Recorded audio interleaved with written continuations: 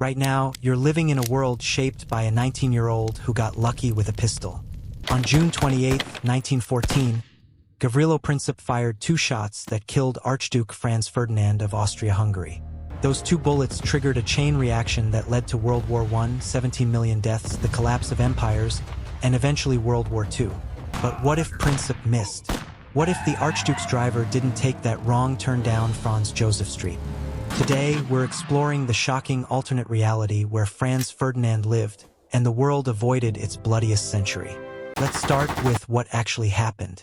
June 28, 1914, Sarajevo. Franz Ferdinand and his wife Sophie are visiting Bosnia. There's already been one failed assassination attempt that morning. A bomb thrown at their car that missed. The logical move would be to leave immediately. But Franz Ferdinand decides to visit the wounded from the bomb attack in the hospital. His driver takes a wrong turn. The car stalls. And there, by pure chance, stands Gavrilo Princip, one of the failed assassins from earlier. He pulls out his pistol and fires twice. Franz Ferdinand dies within minutes. 1 month later, World War I begins. But in our alternate timeline, the driver doesn't take that wrong turn. Or the car doesn't stall. Or Princip is standing 3 feet to the left. It doesn't matter how, the point is Franz Ferdinand survives. He goes back to Vienna. Bosnia stays tense but quiet, and June 1914 passes without incident. So what happens next? Here's where it gets interesting. Franz Ferdinand wasn't just some royal figurehead. He was the heir to the entire Austro-Hungarian Empire, and he had radical plans for reform. He hated the way Austria-Hungary was governed, dominated by Austrian Germans and Hungarians, while Slavs, Czechs, and other ethnic groups were treated as second-class citizens. His big idea? Transform Austria-Hungary into a federal system, the United States of Greater Austria. Give Slavs, Czechs, and other groups their own autonomous regions within the empire with equal representation in government. If he'd lived to become emperor, he would have implemented this plan. And here's the critical part. This plan would have completely defused the tensions that led to World War I. Serbia wanted to unite all South Slavs under its banner. But if South Slavs in Austria-Hungary suddenly had autonomy and equal rights, why would they want to join Serbia? The entire nationalist movement that drove the assassination would lose its purpose. By 1916, Franz Ferdinand becomes emperor. He immediately begins reforms. Croatia gets autonomy. Czech regions get self-governance. Bosnia gets representation in Vienna. It's messy, it's complicated, but it works. Austria-Hungary transforms from a dying empire into a stable, multi-ethnic federation. And without the spark of Franz Ferdinand's assassination, World War I never happens. At least, not in 1914. Not in the way we know it. Sure, tensions still exist. Germany is still building up its military. France still wants revenge for losing Alsace-Lorraine in 1871. Russia still wants influence in the Balkans. Britain still worries about German naval power. But without that triggering event, without Austria-Hungary declaring war on Serbia, without Russia mobilizing to defend Serbia, without Germany declaring war on Russia and France, the dominoes never fall. Diplomacy has time to work.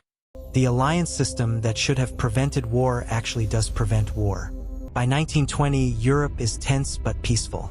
Germany is the dominant continental power but hasn't fought a major war. France is frustrated but not devastated. Russia is modernizing but hasn't collapsed into revolution. Wait, Russia. This is where the alternate timeline gets really different. In our world, World War I destroyed Russia. Millions of casualties, economic collapse, and military disasters led directly to the Russian Revolution in 1917. The Tsar was overthrown, the Bolsheviks seized power, and the Soviet Union was born. But in this timeline, there's no World War I to devastate Russia. The Tsar's government is still incompetent and corrupt, but it's not facing military catastrophe. Reform movements exist, but they're pushing for constitutional monarchy, not communist revolution. Lenin stays in exile. Stalin remains an unknown revolutionary in Georgia. By 1925, Russia has evolved into a constitutional monarchy similar to Britain, still authoritarian by modern standards but not communist. No Soviet Union means no Stalin. No Stalin means no forced collectivization, no Great Purge, no Holodomor. The 20 million people who died under Stalin's regime lived full lives. It's one of the greatest unintended consequences of Franz Ferdinand surviving. Tens of millions of people who died in our timeline simply don't die in this one. But what about Germany? In our world, Germany's defeat in World War I, the harsh terms of the Treaty of Versailles, and the economic devastation of the 1920s created the conditions for Hitler's rise. But in this timeline, Germany never loses a world war because there was no world war to lose. Germany in 1930 is proud, powerful, and prosperous. There's no hyperinflation, no Great Depression the way we knew it, no mass unemployment. The Nazi Party exists. Nationalist movements always exist. But it's a fringe group with no popular support. Hitler is a failed artist in Vienna, not the Führer in Berlin. No World War I means no World War II.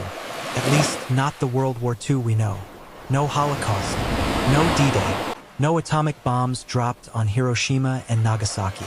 The 75 million people who died in World War II live out their natural lives. So what does the world look like by 2025 in this timeline? Europe is dominated by four major powers: Germany, France, Britain, and Austria-Hungary.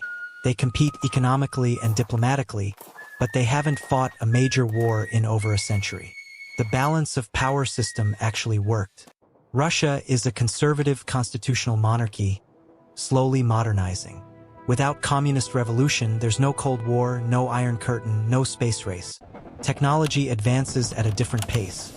Slower in some ways without wartime innovation, faster in others without the devastation that set Europe back decades. The Middle East looks completely different. The Ottoman Empire doesn't collapse because it never enters a world war. There's no arbitrary borders drawn by Britain and France. No Israel in 1948. The geopolitical conditions that led to its creation don't exist. The entire Israeli-Palestinian conflict never happens. America is prosperous but not a superpower. Without World War I and II to catapult it onto the world stage, America remains focused on its own hemisphere. No Marshall Plan, no NATO, no global military presence. But here's the catch: all that innovation driven by two world wars never happens either. No radar, no jet engines, no rockets, no computers the way we developed them. No nuclear power. No internet, which began as a Cold War military project. Technology in 2025 looks more like our 1950s. And culturally, the world is more conservative, more traditional. The massive social changes triggered by world wars, women's rights, decolonization, civil rights movements, they either happen much slower or don't happen at all. Is this world better? In some ways, absolutely. Over 90 million people who died in two world wars are alive. No Holocaust, no nuclear weapons. But it's also a world where progress happened more slowly, where empires lasted longer, where change came through evolution rather than revolution. All because a teenage assassin's bullet missed its target on a street corner in Sarajevo. One moment, one decision, one wrong turn that didn't happen, and the entire 20th century transforms beyond recognition. Sometimes history hinges not on great leaders or massive movements, but on split-second chances. And sometimes the worst tragedies in human history start with something as simple as a car taking a wrong turn.